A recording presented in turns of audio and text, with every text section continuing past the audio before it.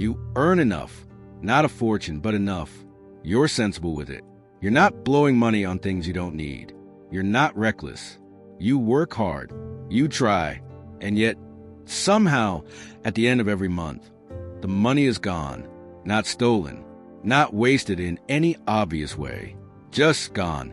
And there's a quiet voice somewhere in the back of your mind that's been there for years, whispering the same thing. Why can't I ever get ahead? Here's what nobody told you. The problem isn't your income. It's not your budget. It's not even your spending. It's what you believe about money at a level so deep you don't even know it's there. Right now, running underneath every financial decision you make, there is a program, not a spreadsheet, not a plan, a program buried in your subconscious that was written before you were old enough to understand money at all. Psychologists call them money scripts, and they work exactly like the operating system on a computer, silently, invisibly, in the background, filtering every financial choice you make before your conscious mind even gets involved. The reason you hesitate before investing, the reason you feel vaguely guilty when you earn well, the reason spending feels like relief and saving feels like punishment, that's not a character flaw. That's a program running. And in this video, you're going to do 3 things. You're going to understand exactly what a hidden money belief is and where it came from. You're going to identify your specific one in the next few minutes, right here. And you're going to walk away with a concrete, neuroscience-backed 3-step protocol to start rewriting it. This is not motivational content. This is how belief change actually works. Let's get into it. Here's the thing about beliefs. You didn't choose yours. Nobody handed you a list at age 7 and said, pick the ones you want to carry for the next 40 years. Your money beliefs were formed the way most foundational beliefs are formed, through observation, repetition, and emotional experience, all happening before your prefrontal cortex was even close to fully developed, before age 12. That's the window. Dr. Brad Klontz, a financial psychologist at Creighton University and one of the leading researchers in this field, has spent over 2 decades documenting what he calls money scripts, the unconscious, often absolute beliefs about money that drive adult financial behavior. His research, published across peer-reviewed journals, found that these scripts typically originate in childhood, are passed down through families like invisible inheritance, and operate almost entirely outside conscious awareness. 72% of adults feel stressed about money, according to the American Psychological Association, not because they lack information about personal finance, not because they haven't seen the budget spreadsheet templates, but because the emotional relationship with money, formed in childhood, is generating chronic stress that no spreadsheet can fix. So what do these scripts actually sound like? They sound like this. Money is the root of all evil. A phrase so commonly repeated in certain households that it gets absorbed as fact. And if money is the root of all evil, what does that make you for wanting it? Suddenly, every time you pursue financial success, there's a low-level moral discomfort, like wanting something you've been told is corrupt. Rich people are greedy. You watched adults say it. You heard it in conversation, in films, in offhand comments. It calcified into a belief. And now, every time you move toward wealth, something in your nervous system sounds an alarm. I don't want to be one of those people. So you stop just before the threshold. I don't deserve to be wealthy. This one is quieter, more personal. It usually comes not from what was said, but from what was felt in a home where money was always scarce, where struggle was a background noise, where the idea of abundance simply didn't exist. If you grew up in that environment, wealth can feel like something that happens to other people, a category you weren't born into. Money is hard to come by. When you hear this enough times, your brain starts to build a model of the world in which earning is inherently difficult. Financial ease is a myth, and anyone who makes it look easy must be lying or lucky. That model then shapes every opportunity you evaluate. The detail that makes this so insidious and so important to understand is that none of these beliefs feel like beliefs. They feel like facts. They feel like how the world actually is. Because by the time you're old enough to question them, they've been confirmed by enough life experience that they seem self-evidently true. That's not weakness. That's how human neurology works. And it also means there's a way out, because what was learned can be unlearned. But first, you need to know exactly what you're working with. This is the section that matters most. You can understand money psychology intellectually and still never change anything. What creates change is self-knowledge, specific, uncomfortable, precise self-knowledge. So right now, I want you to answer 5 statements honestly. Don't think about the right answer. Don't think about what sounds healthy or rational. Just notice what comes up immediately. That first instinct. The thing you'd say if nobody was listening. Ready? Statement 1. Rich people are what? Lucky? Greedy? Different from me? Smarter? Ruthless? Free? Whatever word appeared first, that's your script running. If it was a negative word, greedy, corrupt, fake, you have a belief that associates wealth with moral failure. And some part of you is working very hard not to become that. If it was an aspirational word, free, powerful, happy, you may have a money worship script where wealth has become a fantasy solution to deeper needs. If it was a distancing word, different, lucky, not like me, you have an identity script. Wealth feels like it belongs to a different kind of person than you believe yourself to be. Statement 2. Money makes people what? Arrogant? Corrupt? Lonely? Happy? Powerful? Paranoid? This one reveals your prediction model. Your brain is constantly running simulations. And if your simulation says money makes people arrogant, then becoming wealthy carries an implicit threat. You'd have to become someone you don't want to be. So your subconscious quietly steers you away from it. Statement 3. I would love to be wealthy, but this is the most revealing statement of all, because the word after but is your script's loudest voice. I'm not the type. It's not realistic for someone like me. Money causes problems. I wouldn't know what to do with it. I'd probably lose it anyway. Whatever followed, but that's the belief operating as a ceiling. Every time you approach that ceiling, the but fires, and you pull back, often without noticing. Statement 4. The reason I'm not richer is, listen carefully to this answer, because it tells you where you've located the source of your financial situation. If the answer is external, the economy, my background, my industry, my luck, you have what psychologists call an external locus of control around money. You believe the outcome is largely outside your influence. That belief, however understandable, removes your agency. And without agency, change feels pointless to attempt. If the answer is internal but punishing, I'm lazy, I'm bad with money, I'm not smart enough, that's a different problem. Self-blame that doesn't lead to action, just shame. The most useful answer, which might not be your instinct yet, is something changeable and specific, a skill gap, a behavior pattern, a belief you're now ready to examine. Statement 5. When I think about having a lot of money, genuinely a lot, I feel excited, afraid, guilty, relieved, uncomfortable, undeserving. If the answer is anything other than straightforward positive emotion, pay attention to that, because your brain treats the future imagines as a threat or a reward, and it moves toward rewards and away from threats. If imagining wealth triggers fear, guilt, or discomfort, your subconscious is classified as a threat. And no matter how hard your conscious mind tries to pursue financial growth, your nervous system will keep quietly hitting the brakes. Take a moment with your answers, because one of those 5, at minimum, just showed you something true. Here's something most personal finance content never tells you. Beliefs aren't just ideas. They're physical. Every belief you hold, including every money script you just identified, exists as a literal structure in your brain, a neural pathway, a groove worn by repetition, the same way a path gets worn into grass when enough people walk the same route enough times. The more often a thought or belief is activated, the more myelinated, the more insulated and efficient that neural pathway becomes.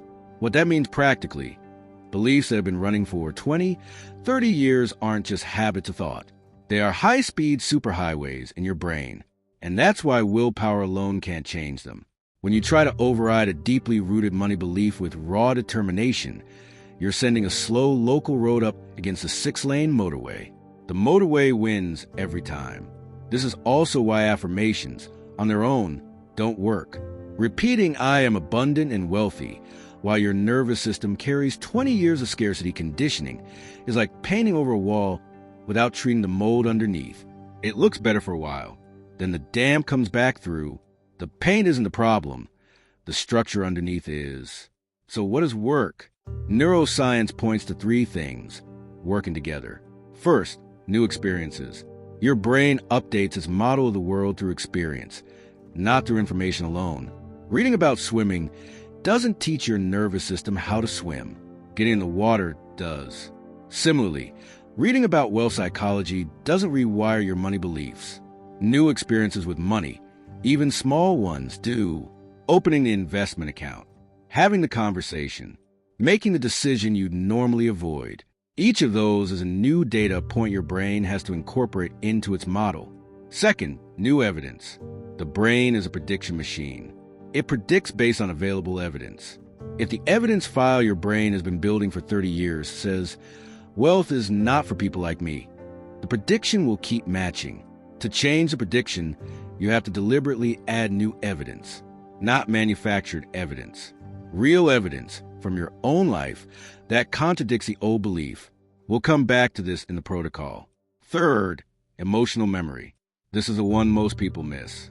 The beliefs that were formed under emotional intensity are the most deeply embedded. A child who watches their parent cry over unpaid bills doesn't form a mild preference. They form a visceral, body-level association. Money equals fear. To rewrite that association, you need more than logic. You need new emotional experiences around money. Moments where money feels safe, manageable, even exciting, which is why the three-step protocol you're about to learn isn't just intellectual. It works at the level of experience and evidence, the level where real rewiring happens. Here's the protocol. 3 steps. Specific, sequential, and evidence-based. This is not a one-session fix. Belief rewiring happens over weeks and months of deliberate application. But these 3 steps are where it starts, and they can start today. Step 1, name it.